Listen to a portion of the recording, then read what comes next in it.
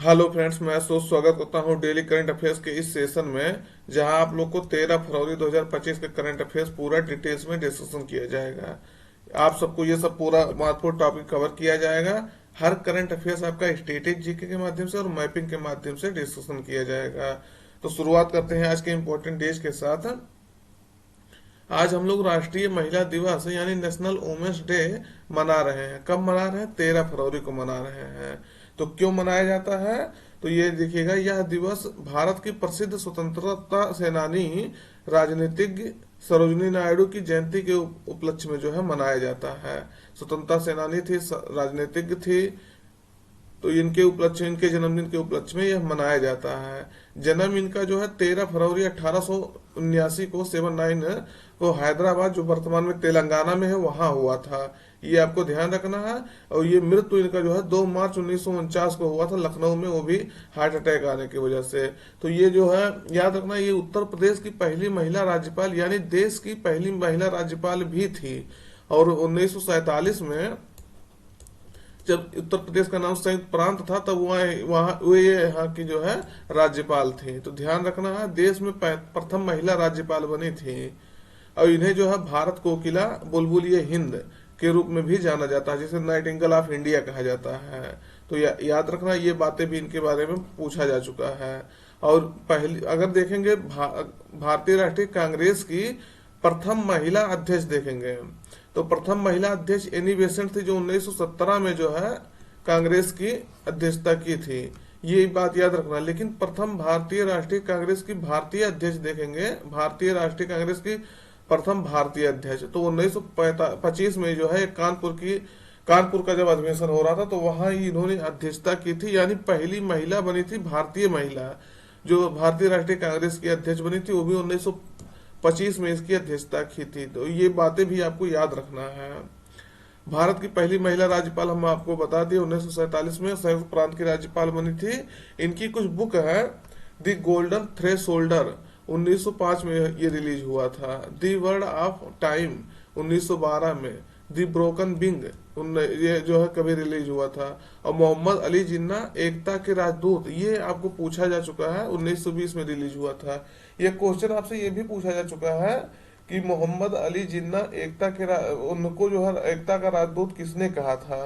तो ये बातें आपको एकता के राजदूत के रूप में उन्होंने कहा था। किसने कहा था? वो भी 1920 में कहा था, जब देश आजाद नहीं हुआ था, उसके बहुत पहले की बात है।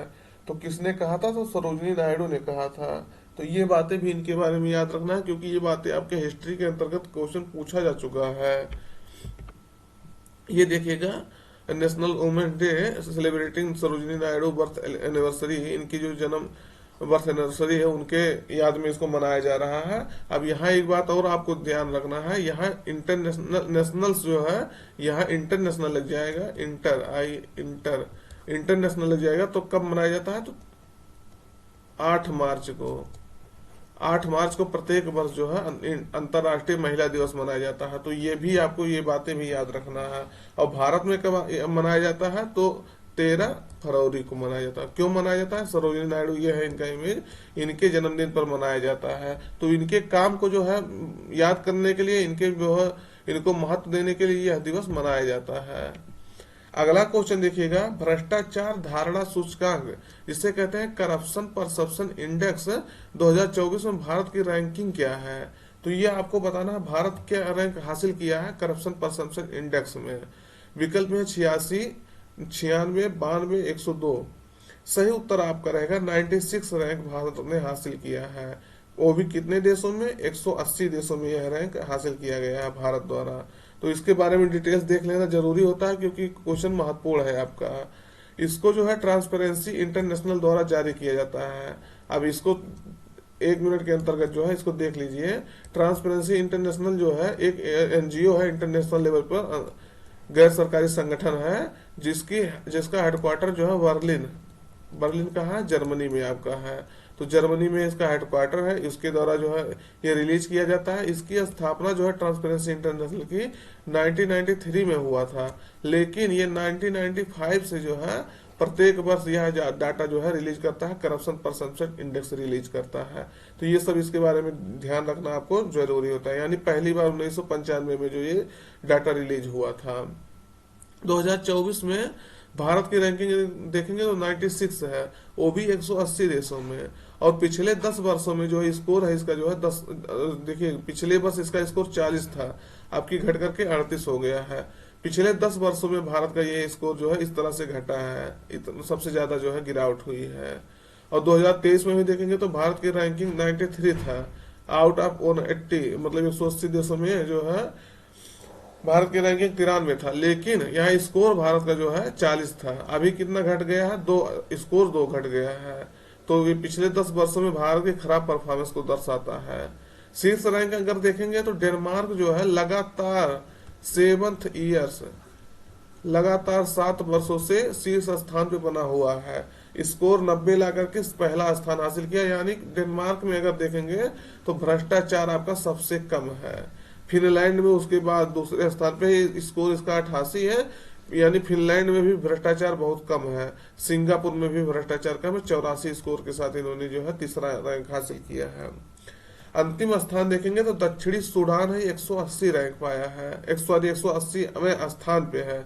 इसका स्कोर देखेंगे तो 8 स्कोर है। 8 स्कोर के साथ दक्षिण सूडान जो है सबसे भ्रष्ट देश है, दुनिया का सबसे भ्रष्ट देश अगर कहेंगे तो दक्षिण सूडान है। और सोमालिया 9 स्कोर के साथ जो है 179वें स्थान पे है। और वेनेजुएला 178वें स्थान पे है, थर्ड पोजीशन पे है, नीचे से टॉप किया है, तो ये भी याद रखना है। अब अगर टॉप 10 देश देखेंगे तो 1 मिनट जल्दी से देख लीजिए इसको, क्योंकि देखेंगे तो ये कभी कभी क्वेश्चन इस तरह से पूछा जाता है। डेनमार्क जो है यहाँ 90 स्कोर के साथ पहले स्थान पे, फिनलैंड 88 के साथ दूसरे पे, सिंगापुर 84 के साथ तीसरे पे, न्यूजीलैंड चौथे पे, लग्जमबर्ग 5वें पे। लग्जमबर्ग, न्यूजीलैंड, स्विट्जरलैंड 81 अंक के साथ देखिएगा 5वें स्थान पे 3 देश है, लग्जमबर्ग, न्यूजीलैंड, स्विट्जरलैंड। तो दो लैंड है, स्विट्जरलैंड, न्यूजीलैंड, और लग्जमबर्ग भी याद रखिएगा इसी तरह। स्वीडन जो है 80 स्कोर के साथ 8वें पे है, नीदरलैंड 78वें पे है, और ऑस्ट्रेलिया, आयरलैंड ये 77 स्कोर के साथ जो है 10वें स्थान पे बने हैं। यानी 5 और 5 का दुगुना 2, 10, 5 गुणे 2 मतलब। तो इसका अगर देखेंगे तो 2 स्थान पे ये 5 और जो है 10 पे 2 या 3 देश हैं, तो इसको भी याद रखना है। अगर देखेंगे पाकिस्तान जो है 135वें स्थान पे बना हुआ है, और श्रीलंका 121वें स्थान पे, बांग्लादेश 149वें स्थान पर, चीन 76वें स्थान पे। अगर अपने पड़ोसियों में देखेंगे तो चीन जो है हमसे थोड़ा सा अच्छा स्थिति में है, बाकी ये सब देश जो हमसे खराब परफॉर्मेंस कर रहे हैं। सीपीआई सार्वजनिक क्षेत्र में जो है भ्रष्टाचार के कथित स्तरों के आधार पर देशों का मूल्यांकन करता है, जिसमें जो है 0 अगर स्कोर आपका रहा तो अत्यधिक भ्रष्ट है से लेकर के 100 जो है सबसे ईमानदार देश तक जो है पैमाना इस्तेमाल किया जाता है। तो बहुत इसको जो है बहुत ईमानदारी से जो है जो देश परफॉर्मेंस करता है उसका जो है रैंक सबसे आगे जाता है, तो याद रखना है। ट्रांसपेरेंसी इंटरनेशनल रिलीज करता है, एंटी करप्शन सेंटर है, तो इसके बारे में हमको बता भी दिए क्या है क्या नहीं है। अगला है देखिएगा, किसके द्वारा यूनानी चिकित्सा पर अंतर्राष्ट्रीय सम्मेलन का उद्घाटन किया गया है। तो किसके द्वारा किया गया है, विकल्प देख लीजिएगा। सही उत्तर आपका रहेगा द्रौपदी मुर्मू द्वारा इसका जो है उद्घाटन किया गया है।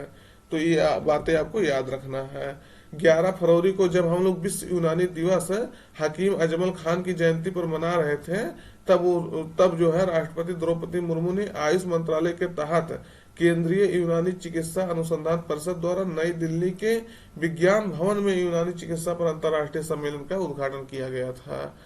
विषय इसका था, ये याद रखना है, एकीकृत स्वास्थ्य समाधान के लिए यूनानी चिकित्सा में नवाचार आगे का रास्ता। इस विषय के तहत इसको जो है आयोजित किया गया था। अगला है, हाल ही में राष्ट्रीय स्नूकर चैंपियनशिप का खिताब टाइटल्स किसने जीता है। तो ये आपको बताना है इन खिलाड़ियों में से जो है कौन जीता है राष्ट्रीय स्नूकर चैंपियनशिप। विकल्प में है पंकज आडवाणी, ब्रिजेश दमानी, राहुल बनर्जी, इनमें से कोई नहीं। सही उत्तर आपका रहेगा पंकज आडवाणी।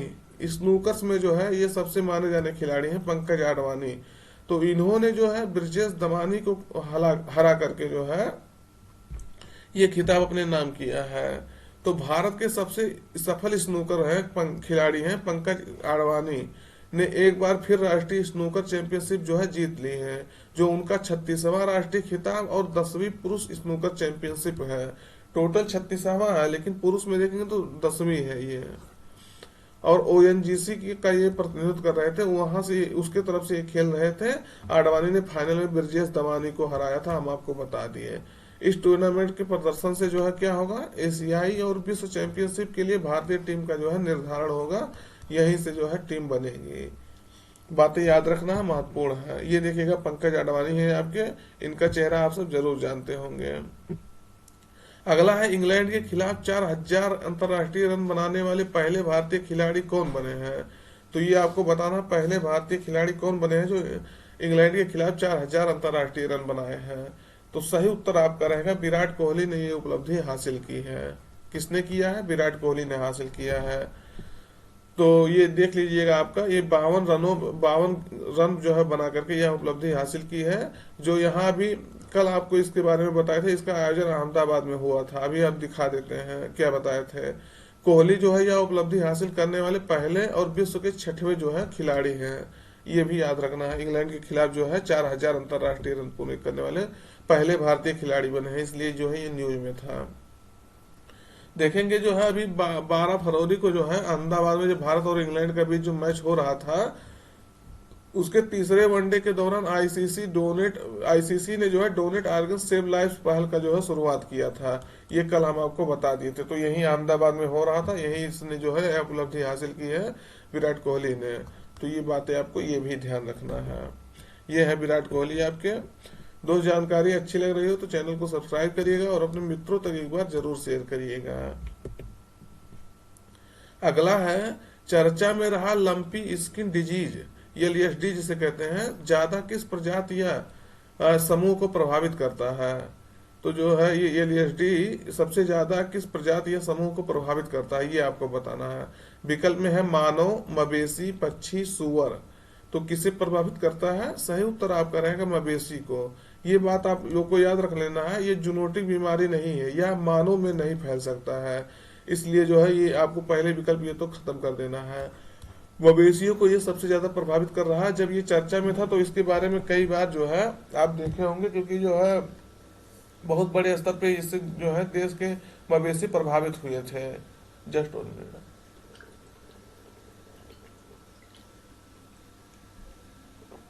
देखिएगा ये न्यूज में क्यों था। हैदराबाद स्थित जो है बायोटेक कंपनी है बायोबेट, उसको जो है डेयरी मवेशियों और भैंसों के लिए अपनी lumpy skin disease LSD vaccine, bio lumpy vaccine नाम से जो है के लिए केंद्रीय औषधि मानक नियंत्रण संगठन सीडीएसओ से जो है मंजूरी मिल गई है। यानी जो ये वैक्सीन बनाया है उसको क्या करने के लिए, ट्रायल करने के लिए ये मंजूरी मिल गई है। तो याद रखना है, अब ये मंजूर कर दिया गया है। ये मवेशियों को दिया जा सकता है। लंपी स्किन डिजीज के बारे में देखेंगे तो यह एक संक्रामक वायरल बीमारी है, पाक्स बिरडे परिवार से यह संबंधित है।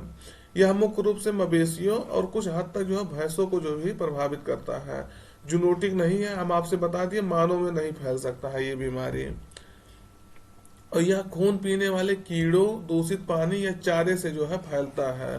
देखेंगे ये किस तरह से लंपी स्किन डिजीज जो है जानवरों को प्रभावित करता है। इससे जो है मवेशियों का जो है दूध देने की क्षमता कम हो जाती है या एकदम दूध देना छोड़ देती हैं।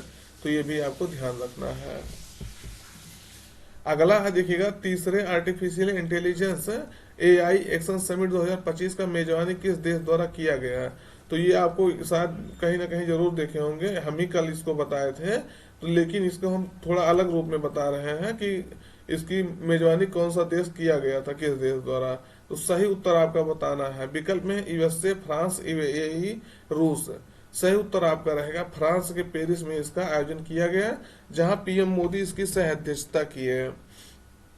तो देखिएगा फ्रांस जो है 10 से 11 फरवरी 2025 तक इसके मेजबानी की, और उसके बाद पीएम मोदी 11 फरवरी 2025 को पेरिस में फ्रांस के राष्ट्रपति इमैनुअल मैक्रोन के साथ जो है एआई एक्शन समिट की सह अध्यक्षता भी की थी। उद्देश्य इसका यही होता है, एआई के विकास से जो है सार्वजनिक हित को प्राथमिकता देना, और उसके बाद कार्यस्थल में एआई के प्रभाव पर संवाद को बढ़ावा देना, नवाचार और सांस्कृतिक क्षेत्र में एआई के उपयोग को प्रोत्साहित करना, एआई में जो है विकास विश्वास स्थापित करना, वैश्विक एआई शासन के लिए एक समावेशी ढांचा तैयार करना। तो ये सब उद्देश्य के तहत इसको जो है ऑर्गेनाइज किया जाता है। तो इसका उद्देश्य अब की वर्ष का यही था। और चौथा एआई एक्शन समिट 2026 में भारत द्वारा आयोजित किया जाएगा, भारत द्वारा होस्टिंग किया जाएगा। ये बात आपको वेरी इंपॉर्टेंट है, मेन सबसे यही है आपका, तो ये ध्यान रखना है। ये देखिएगा पीएम मोदी के साथ ये जो है इसका आयोजन कर रहे थे। अगला है भारत ऊर्जा सप्ताह इंडिया एनर्जी वीक का तीसरा संस्करण कहाँ आयोजित किया जा रहा है। तो ये आपको बताना है। ये अभी इंडिया एनर्जी वीक का आयोजन किया जा रहा है, तो कहाँ किया जा रहा है। विकल्प में है इंदौर, नई दिल्ली, मुंबई, हैदराबाद। तो आपको बताना है इसका आयोजन जो है कहाँ किया जा रहा है इंडिया एनर्जी वीक 2025 का। तो ये सही उत्तर आपका रहेगा, नई दिल्ली में इसका आयोजन किया जा रहा है। देख लीजिएगा, उद्घाटन इसका पीएम मोदी द्वारा नई दिल्ली में किया गया है। 11 से लेकर के 14 फरवरी 2025 तक इसका आयोजन किया जाएगा, किया जा रहा है और किया जाएगा। यह आयोजन देखेंगे वैश्विक ऊर्जा बाजार के रूप में भारत के महत्व को जो है महत्व पर प्रकाश डालता है। पहला भारत ऊर्जा सप्ताह देखेंगे तो 2023 में फरवरी के महीने में बेंगलुरु में हुआ था, और दूसरा देखेंगे तो ये आपका फरवरी में हुआ था 2024 में गोवा में। अभी फरवरी में जो है 2025 में कहाँ हो रहा है, नई दिल्ली में हो रहा है। तो ये अलग अलग प्लेसों पे होता है, इसलिए भी इसको ध्यान रखना है। यह वैश्विक ऊर्जा कंपनियों को जो है नेटवर्क बनाने तकनीक का जो है बनाने की तकनीक का प्रदर्शन करने और टिकाऊ ऊर्जा समाधानों की खोज करने के लिए एक मंच प्रदान करता है। तो ये भी याद रखना कि जो है ये ऊर्जा सप्ताह, भारत ऊर्जा सप्ताह मनाया जाता है। अगला है 14वें एशियाई मत्स्य पालन और जलीय कृषि फोरम का आयोजन कहाँ किया जा रहा है। तो ये बात आपको बताना है कहाँ किया जा रहा है।